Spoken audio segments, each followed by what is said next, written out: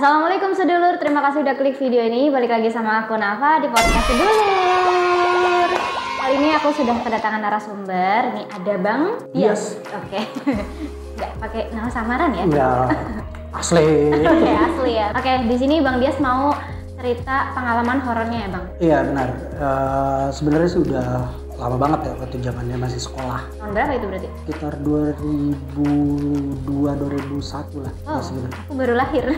Iya itu sebenarnya emang pura-pura aja di tahun itu. Di zaman SMA lah. Oke.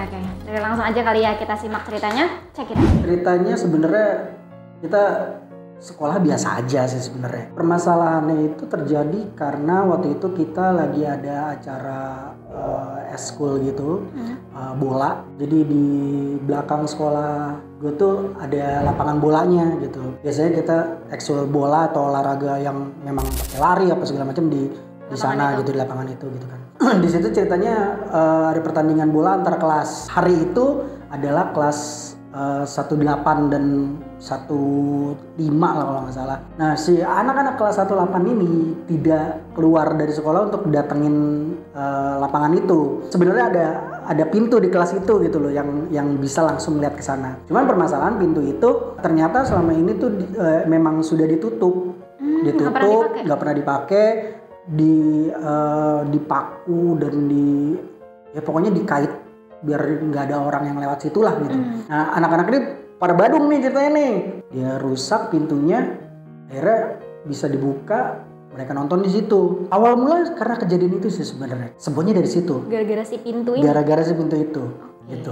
Hari itu semua berjalan normal. Kejadian dasar dari permasalahan pintu itu pertama ada kesurupan. Dari si anak-anak ini atau beda anak? Dari kelas di bawah, bukan kelas di atas. Jadi 18 ini di atas. Oh. Gitu. Jadi di bawah itu 1 sampai 15, di atas 16 sampai 110. Berarti itu kayak balkon gitu ya? Betul, kayak balkon. Cuman balkonnya tidak ada sandaran, penghalang lah ya. Jadi cuman balkon depan gitu. Kelas 13 atau 12 saya lupa. Dia yang kesurupan cewek. Hari pertama dia orang pintar lah, Ustadz gitu ya. Ustadz panggil, doain segala macam, tuas. Sembuh nih. Sembuh. Okay. Dari pertama. Di hari kedua, kesurupan lagi. Dari anak lagi. Dan ini satu kelas. Satu kelas. Berapa anak itu satu kelas? Perempuannya kira-kira bisa sampai 20-an nih. Datang lagi nih, orang pintar nih, gitu kan. Bacain lagi, sembuh. Sembuh semuanya tuh? Sembuh tuh semuanya. Hari keempat full semua satu sekolahan kesurupan. Sampai ke guru-gurunya juga. Gurunya juga? Iya. Terus gimana nanganinnya? Kita tuh yang berpikir ini agak nggak masuk akal gitu kan. Ini ada hal yang aneh. Disitulah kita baru dapat satu jawaban dari satu guru yang memang bukan guru sih ya, dia lebih ke wakepsek. Wakepsek ini memang dia pinter lah di hal bisa, ini. Ada gitu. ilmu Bisa lah ya. Ada. Dia itu baru balik dari acara sekolah lah gitu. Seharusnya dia belum pulang, tapi karena dikasih tahu, terpaksa pulang. Akhirnya dia terpaksa pulang. Dia datang nggak langsung ke anak-anak yang kesurupan. Dia datang malah pergi ke pintu itu. Itu belum dikasih tahu? Nggak ada. Nggak ada yang ngasih tahu soal permasalahan pintu itu. Cuman dari pihak sekolah ngasih tahu ke dia bahwa adanya kesurupan massal di sekolah. Dan di depan pintu itu gue nggak tahu dia ngapain. Pintu itu ditutup sama dia, dipaku sama dia dengan 3 paku besar. Selesai itu yang kesurupan langsung pada selesai juga. Bener ini dari pintu ini ya berarti? Betul seperti itu. Gue coba ngomong kan sama dia, Pak ini kenapa kok bisa seperti ini? Siapa yang berani buka pintu itu? Ya nggak tahu Pak. Itu pintu adalah jalan masuk dari dunia sana sini. Semacam portal gitu. Semacam portal. Yang nyebabin teman-teman lu semuanya kayak begini, ya karena pintu itu dibuka. Serem banget. Itu all semuanya. Tapi abis dipaku itu udah selesaikah? Nggak ada kejadian lagi? Itu nggak ngebuat berhenti. Ternyata itu nggak ngebuat berhenti. Ditutup lagi tuh? Ditutup itu hanya ngebuat mereka tidak bisa pulang malah. Iya juga ya, nggak bisa. Kejebak dong. Yang belum datang ke sana tidak bisa datang ke sini, yang ada di sini tidak bisa pulang ke sana. Gimana? Gitu. Nah, waktu itu guru gue ini cuman bisa melakukan, ayo kita bikin pengajian besar. Di pengajian itu waktu itu kita di malam Sabtu lah kalau nggak salah, di malam Sabtu itu dia yang menentukan, datang semua anak-anak kelas 1, kelas 2, kelas 3 semuanya datang hadir. Awalnya itu yang kita emang biasa gitu kan, tenang, pengajian, salawatan atau segala macam, sampai akhirnya di sekitar jam 11 setengah 12-an lah, tiba-tiba guru kita itu minta untuk kita menyalakan lilin.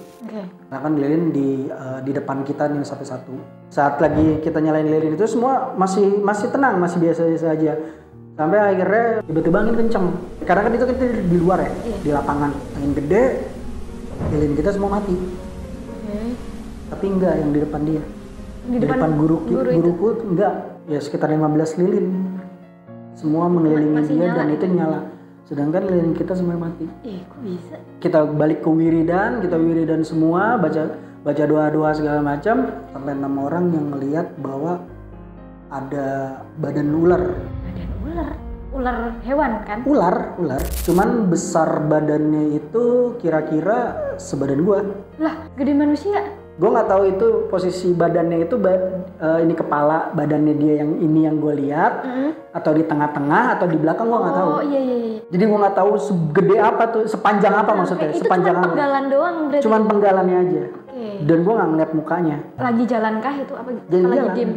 Lagi jalan. Sampai akhirnya terakhir kita pas mau penutupan pengajian itu, kalau gue pribadi gue ngedenger suara nangis dan itu gede banget suaranya. Jadi pas waktu habis zikiran terus ada kita panjatkan doa buat semuanya, disuruh untuk penjamin mata nih semua nih gitu kan, disuruh penjamin. Nah gue berpikir itu teman-teman gue yang pada nangis gitu loh. Nah pas sudah selesai buka mata kan nggak, gue lihat nggak ada yang nangis, terus gue belum bertanya nih ke teman-teman gue gitu kan. Selesai kita jam 12:30 lah. Kita disuruh bubar, nah di situ gue baru nanya sama teman gue, lu tadi nangis? Kagak. Lu tadi inian ketawa? Kagak. Lu tadi marah-marah? Kagak. Nah, beda-beda semuanya. Kok bisa? Tapi gurunya denger gak? Guru gue sama sekali gak ngedenger itu semua. Guru gue pas gue tanyain, Pak gue ngedenger suara orang nangis. Oh itu mah biasa. Tapi temen gue ngedenger suara orang ketawa. Oh itu juga biasa. Tapi ada yang marah juga Pak. Ya, itu udah biasa juga. Maksudnya gimana nih biasanya? Ya karena yang gue lihat bukan cuma lu. Itu ya. Ya. Karena yang datang ke situ bukan cuma lu doang, kata dia kayak gitu. Jadi yang marah, yang nangis, yang ketawa bukan kita, bukan manusianya. Bukan kitanya, tapi mereka yang kita doakan ini gitu loh, yang kita doakan ini. Berlanjut lagi trouble berikutnya nih. Ada lagi di kejadian ketiga ini. Waktu itu kita ini lagi mau mengadakan Idul Adha. Semuanya memberikan sapinya, kambingnya untuk dikurbanin di situ gitu kan. Ada satu murid di situ, dia meninggal ceritanya. Dia meninggal itu waktu capek kita study tour di Jogja waktu itu. Orang tuanya memberikan kambing untuk kurban di sana gitu kan. Datanglah kambingnya di malam hari kan, udah ditulis atas nama teman gue nya ini. Terus paginya kita udah siap-siap untuk potong itu semua. Sampai akhirnya di kambingnya almarhum itu dibawa tuh dengan tenang, dia ikut sampai di tempat, dia ditidurin juga tenang, disembelih.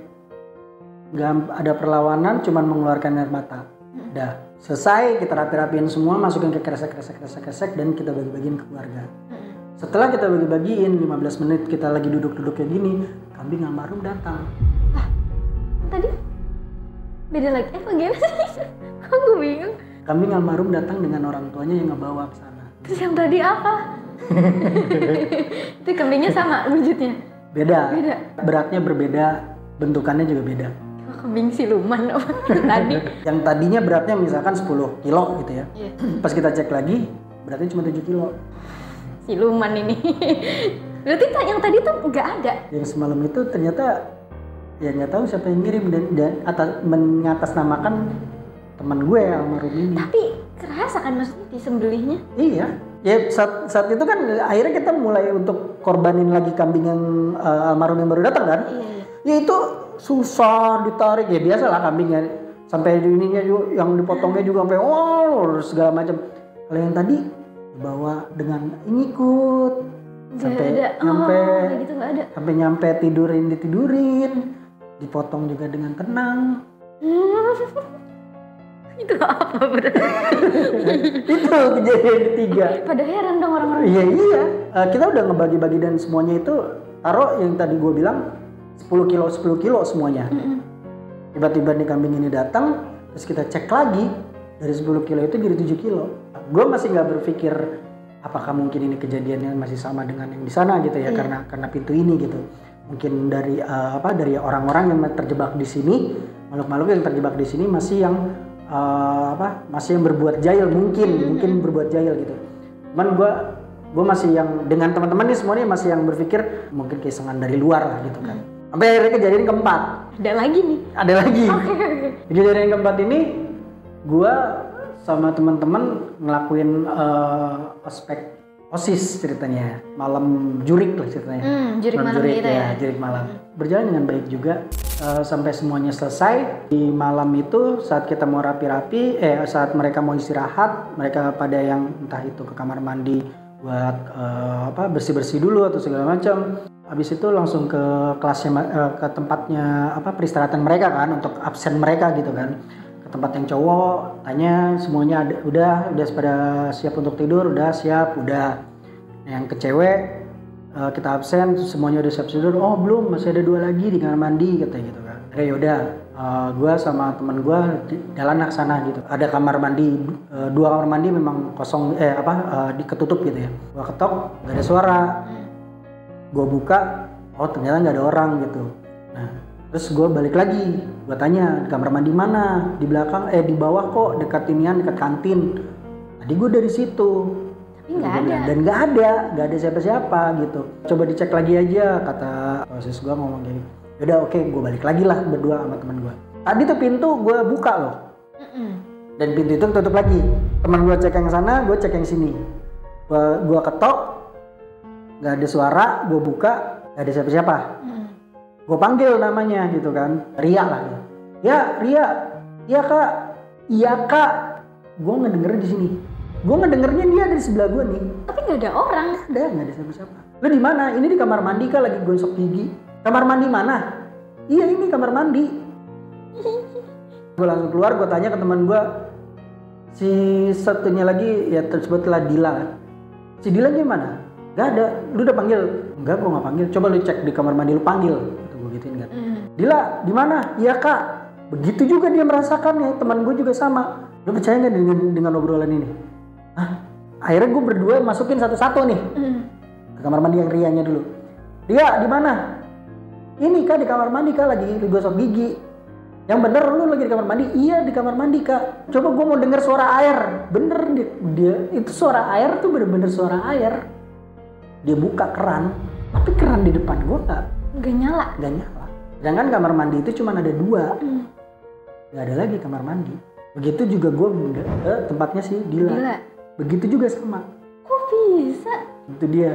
Dan akhirnya gue berdua saking paniknya gue lari lagi langsung ke atas kan, ke kelas ruang istirahatnya perempuan gitu kan. Gue ngomong sama ketua OSIS gue. Ini orang berdua nggak ada tapi suaranya ada dan mereka nyalain keran. Lu mabok, lu ngayal. Dia nggak disangka bercanda gitu kan, marah-marah gitu kan. Kalau lu nggak percaya, ayo ikut sama gua. Akhirnya dia ikut, dia ngerasain kejadian yang sama. Masih kayak gitu. Tapi akhirnya tuh 2 anak itu balik gak? Karena kita panik, akhirnya kita manggil guru kita lagi. Itu kejadian waktu itu malam Jumat. Jam 1-an lah, kalau nggak salah jam 1-an. Guru gue langsung datang, dia lepas si sarungnya dia, cuman dia kibasin begitu doang. Terus 2 anak itu keluar. Gimana caranya? Ngumpet kali. Sebelum dia datang, gue udah sama temen gue emang udah ada di situ terus-terusan nungguin. Jadi yang ketemu itu si ketua OSIS gue nungguin dia di depan gitu, di gerbang. Kok bisa ya? Kayak ada di 2 dimensi yang berbeda gitu ya bang? Lucunya lagi itu mereka keluar tuh buka kunci. cetak keluar. Berarti dikunci sama. Ya iya sih.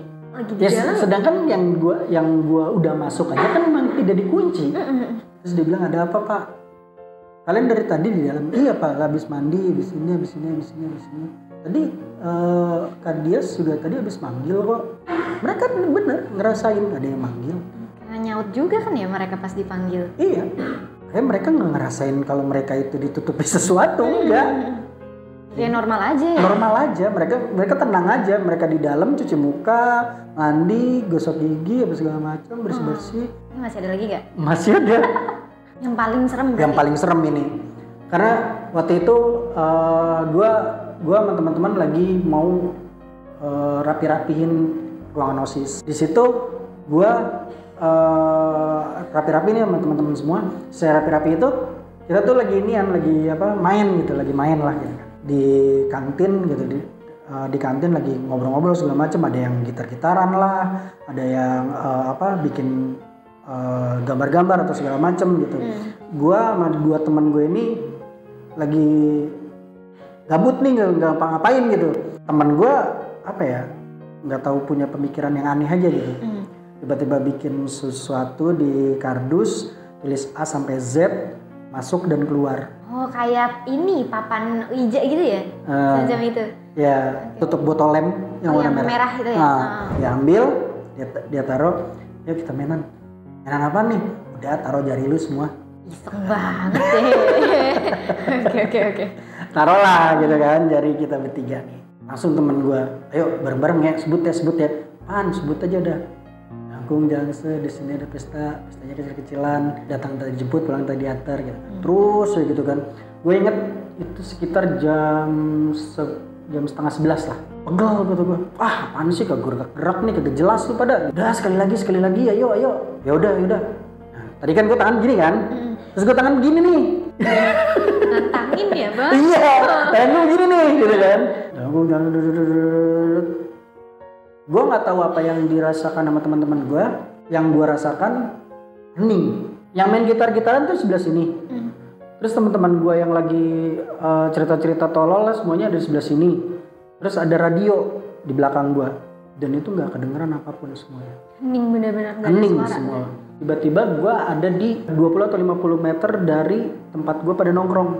Tapi masih di area itu? Di area itu. Teman-teman gue pada nongkrong di sana dan di situ ada gue yang lagi mainan. Ngeliat gue, teman-teman gue semuanya ada di situ. Dan di belakang gue ada cewek. Temen atau? Bukan. Gak tahu siapa? Gak tahu siapa. Gue mau kesana nggak bisa. Ya ada penghalang. Sekitar 15 atau 20 menitan lah. Gue bingung gue harus bagaimana. Gue teriak nggak ada yang denger.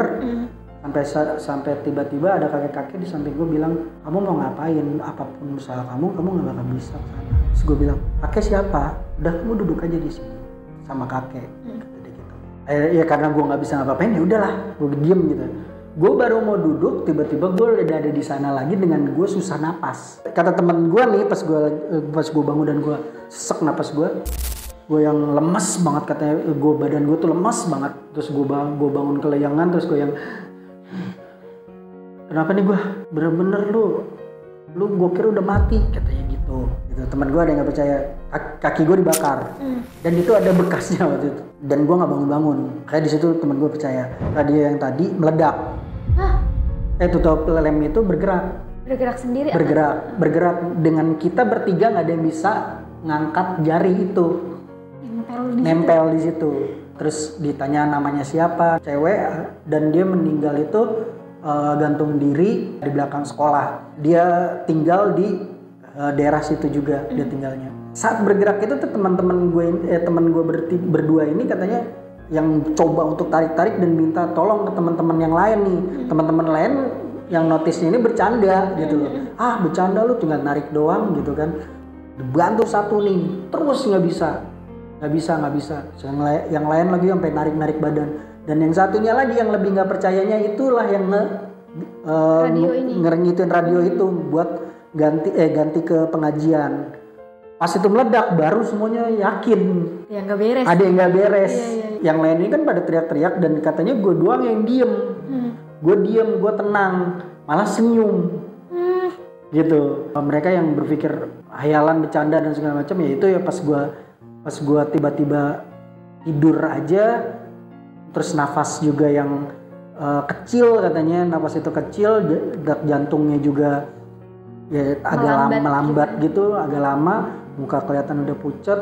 Teman gue yang nggak percaya dibakar kaki gue nggak gerak sama sekali, dan akhirnya nelfon guru gue lagi. Guru gue nggak bisa datang, tapi guru gue ngebantu ngelewat handphone. Baru itu gue lagi bangun dan sesek itu. Dan posisi gue sama si kakek itu yang emang gue baru pengen duduk, langsung tiba-tiba ada di situ dengan yang tuh. Timbal baliknya adalah ke saat ini gue. Kenapa bang?